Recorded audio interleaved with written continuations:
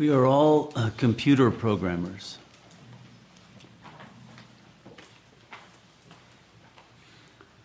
The main act that we have performed in this life is to program this biocomputer.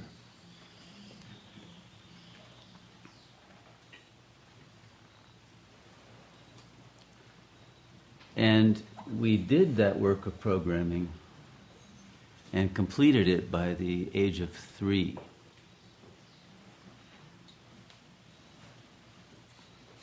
And a lot of the work was done intrauterинely before we were born.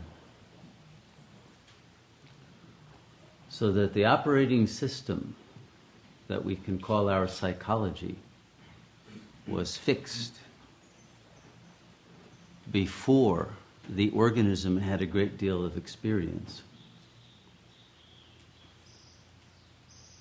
And then could only interpret that experience in terms of the capacity of the operating system to integrate new information.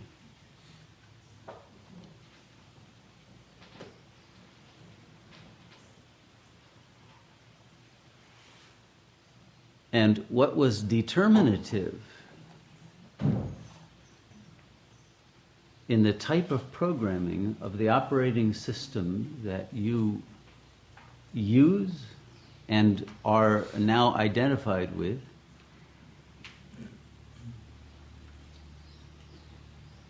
is based on the initial conditions in which you created that system.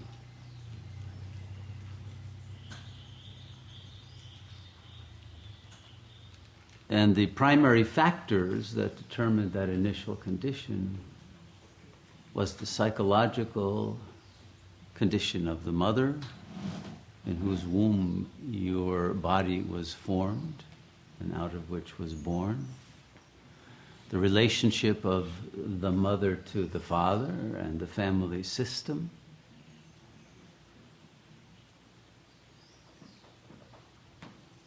and the amount of love there was in the environment that enabled that operating system to develop a non-defensive relationship to reality, in which the desire to learn, to know, to grow, to discover truth became the major raison d'être, the major function of the operating system, rather than to defend you from aggression, to enable you to fight or flee, to force you to seek security at all costs and never experience the unknown, never dare to learn new things, but to have that basic sense of inner safety, internalized security and well-being and goodness that would enable you to move out from the base of that original source of physical security, the mother, and enter fearlessly into the world. If those initial conditions were not optimal, then the operating system had to be modified in order to deal with the adversities that would be faced in life.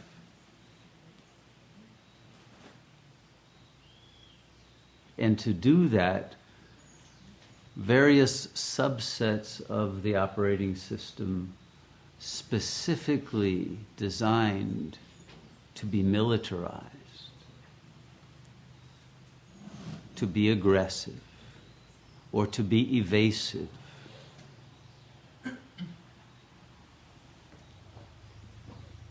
or to be compliant, on the other hand, to choose a strategy of pleasing the other so that you would never be subject to conflict, to be seductive, or to be submissive, or simply to be too internalized to even relate to others. or too crazy for others to relate to you. Many different strategies for this psychological operating system were ingeniously devised by each of us before this organism was 3 years old.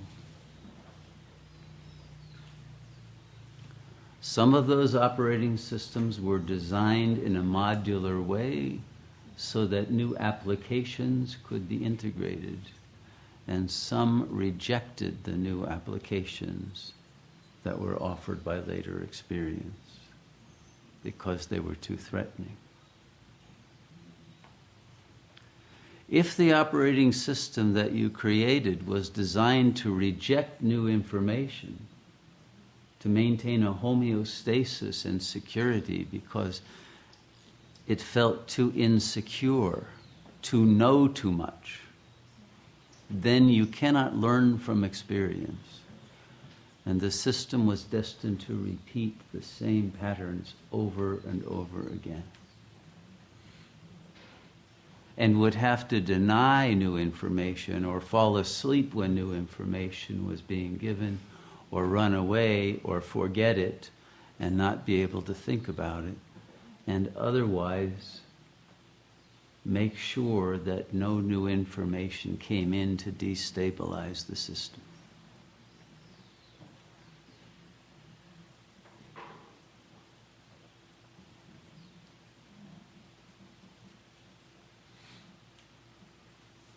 Now, once the psychological system was created, it included more than one self-image, more than one icon to put on the screen, because you wanted different icons to be able to deal with different kinds of situations.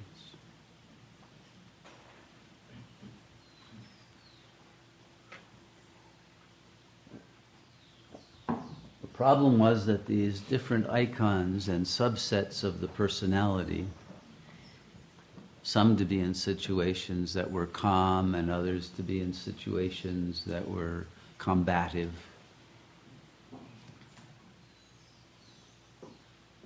tended to become semi-autonomous.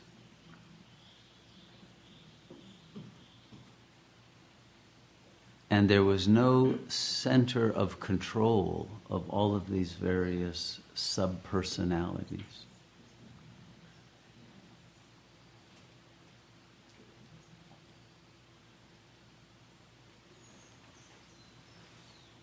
And therefore there would be an internal battle for which one would be dominant at any given moment.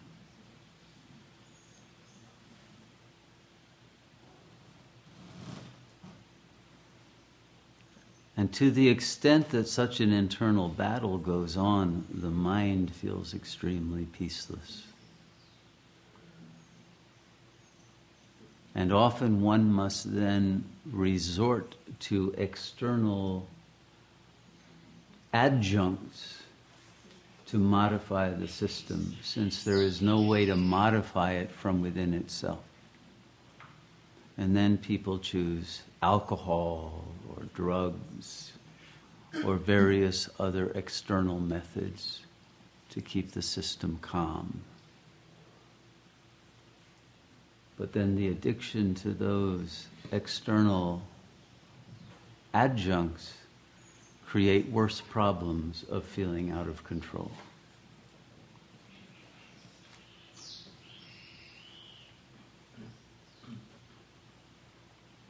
Once the psychological system has been created, it cannot change itself.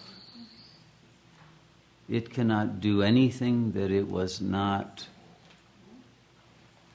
designed to do. Now, if it was designed in an optimal way to learn and to grow, then it has the capacity for self-modification to a certain extent.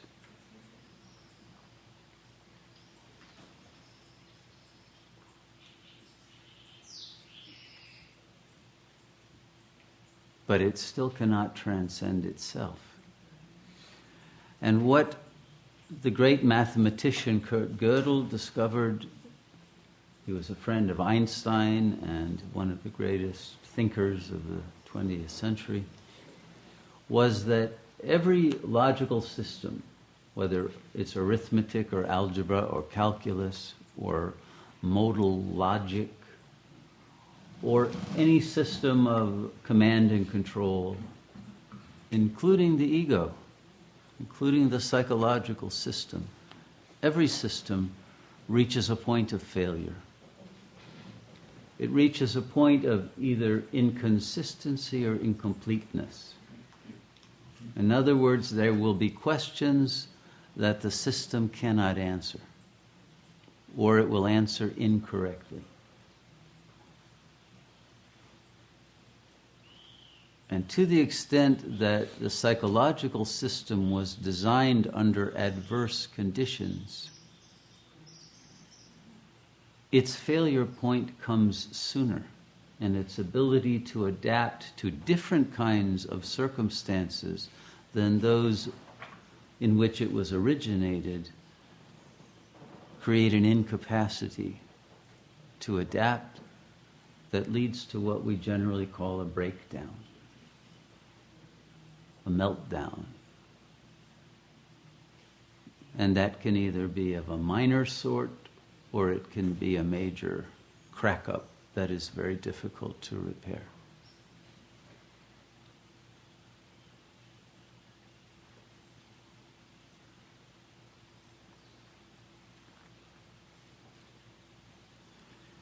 If you study the history of modern psychology, psychoanalysis, and the various forms of depth psychology that have developed over the last 150 years, there's an interesting trajectory.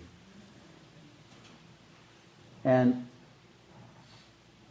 originally there was a branching out and many different systems developed. But in the last 30 years, there has been a convergence, and there's almost no difference any longer between the understanding of a Jungian and a Freudian and a Lacanian, an Adlerian, a Cohoosian, various other theories that have developed, because they have all gained enough evidence about the spectrum of ego systems that develop, that they can all pretty well accommodate and come to an understanding of the logic that causes people to act the way they do, and that brings about either breakdowns or breakthroughs, either growth or petrification, either health or illness, and how the failure of the system leads to psychosomatic diseases and leads to other kinds of crashes.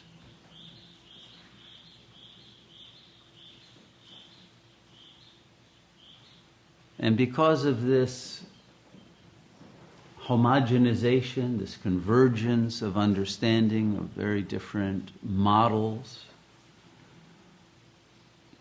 we can ascertain through that the scientific verifiability of the basic understanding that runs through these different systems, even though they have different premises as to, let's say, the ultimate concerns of a psychological system in itself. But what they have come to recognize is that there are a number of different developmental levels that are possible for us. Some egos stop at very low levels of development. They're very simple to understand. They're very primitive. They can be manipulated pretty easily. There are others of higher complexity, of more subtlety, of greater aesthetic capacities, and of greater capacities to relate and to grow. But the logic of that developmental order is also well understood.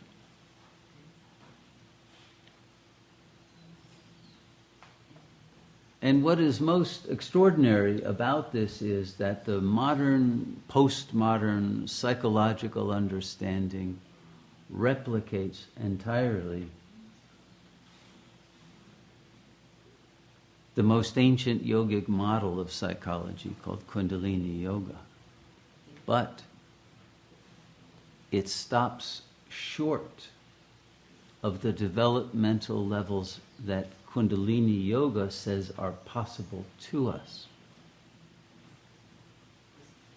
Because the society that we are in does not valorize the higher states of consciousness that are possible to us, and discourages us, even ridicules those who attempt to grow to those higher levels.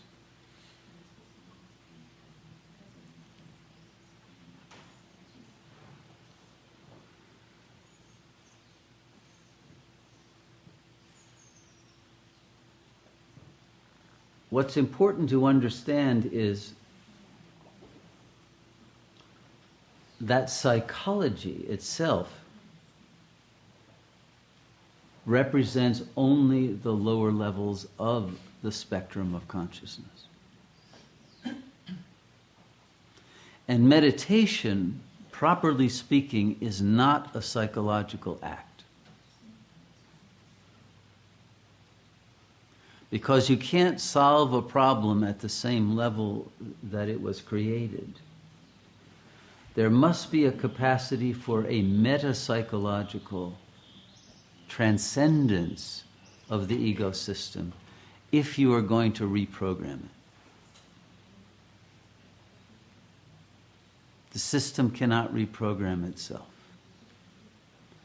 But if you rediscover the original programmer of the system, that programming intelligence can reprogram the system and modify it so that it can rise to higher and higher levels of capacity, of intelligence, of love, of freedom.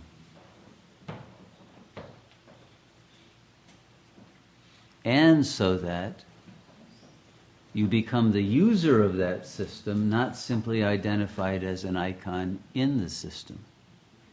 And once you are free of the system, when you don't need to use it, you can explore dimensions that transcend psychology itself. It is that meta-psychological level of consciousness that we seek to center ourselves in meditation.